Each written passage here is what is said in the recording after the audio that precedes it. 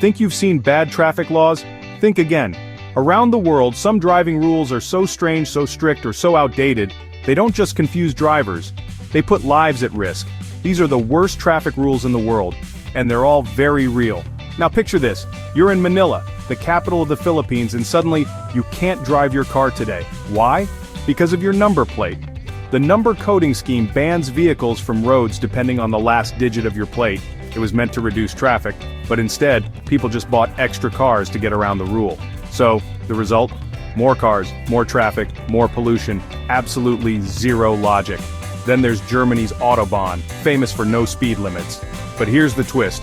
If you run out of petrol, it's your own fault, and it's illegal. Why? Because running out of fuel on a motorway where people are driving at 240 kilometers an hour is considered reckless. Logical? Maybe. But still, get ready to pay a fine and get a proper scolding from the police. Let's hop over to Japan. It's pouring with rain, there's a huge puddle, and a lone pedestrian on the pavement. If you splash them, even by accident, it's not just rude, it's a crime. Drivers can be fined up to $65 for splashing someone. Respect for others? Absolutely.